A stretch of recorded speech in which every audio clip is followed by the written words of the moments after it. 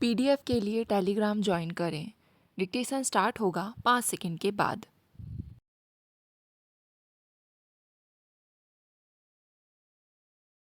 महोदय, हमने अपने निर्यात से जितनी आमदनी होने की और बाहर से जितनी सहायता मिलने की आशा की थी, वह उससे कम हुई है और विदेशी मुद्रा की कमी के कारण हमारे उद्योगों के उत्पादन को भी धक्का पहुंचा है।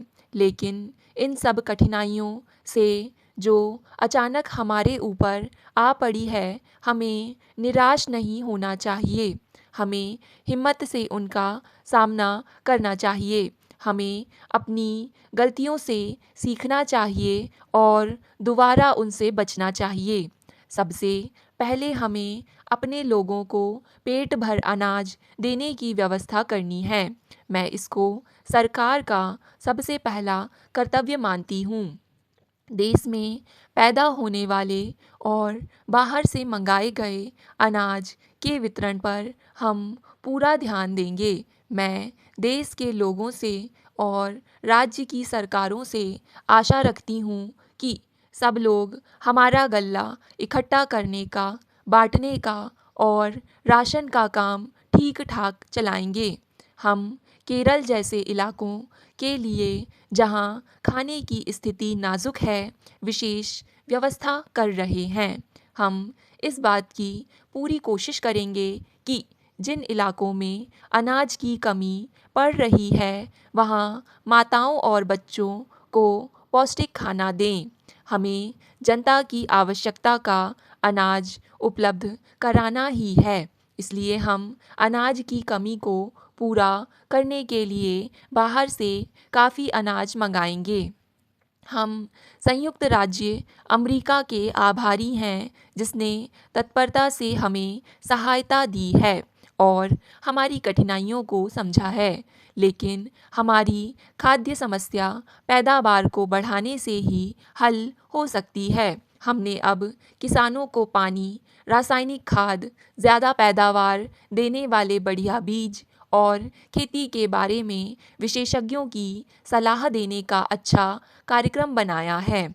हमें यह भी याद रखना चाहिए कि खेती में आत्मनिर्भर होने के माने न सिर्फ अपनी बढ़ती हुई जनसंख्या को खाना देने में सफलता प्राप्त करना है, बल्कि हमें निर्यात के लिए भी ज़्यादा उपज करनी है।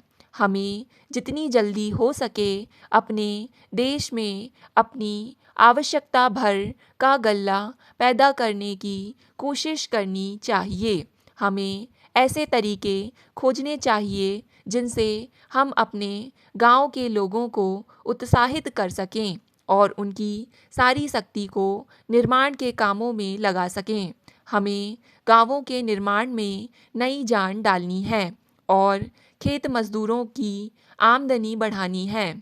हमने अपने आर्थिक विकास की एक उत्कृष्ट नीति अपनाई है। भाइयों और बहनों, ज़रा आप शांत हो जाइए।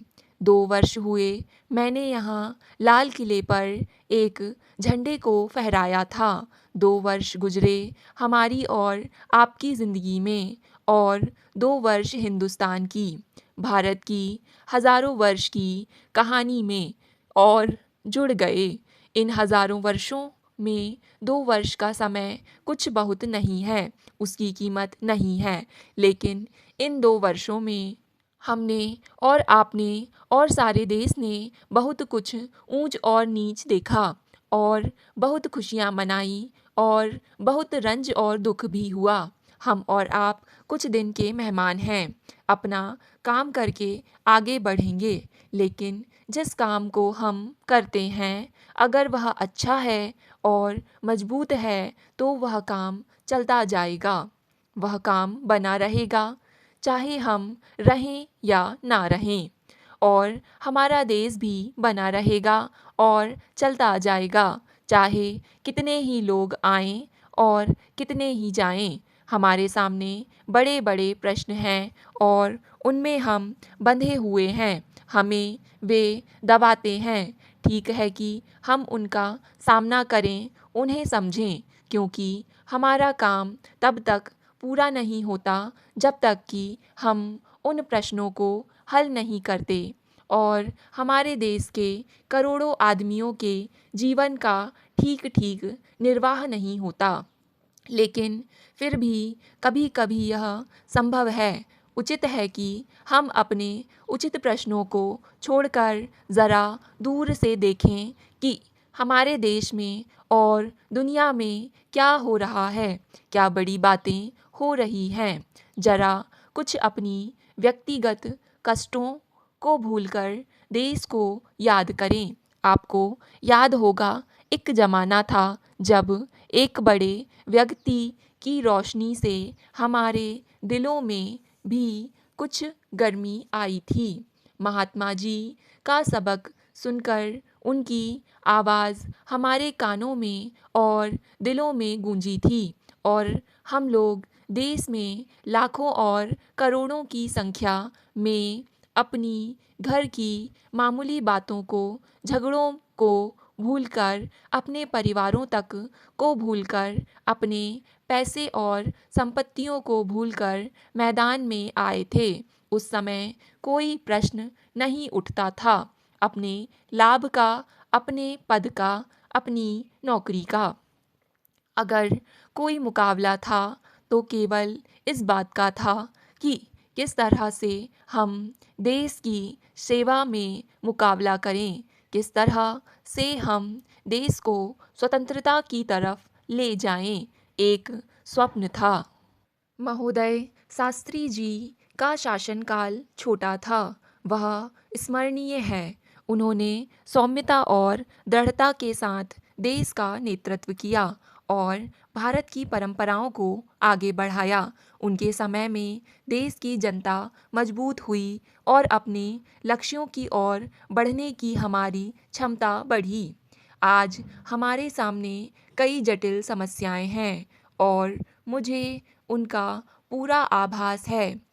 गांधी जी की और पंडित जी की स्थापित की हुई परंपराओं से और भारत की जनता में मेरे गहरे विश्वास से मुझे शक्ति और साहस मिले हैं।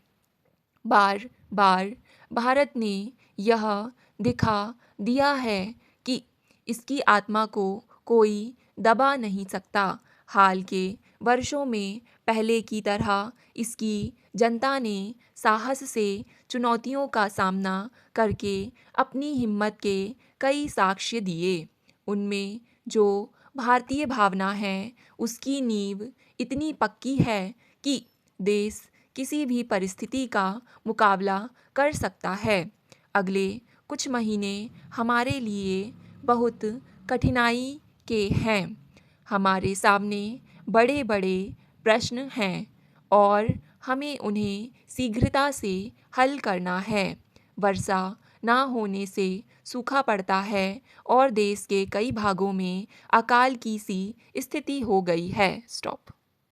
डिक्टेशन पसंद आए तो वीडियो को लाइक तथा चैनल को सब्सक्राइब ज़रूर करें।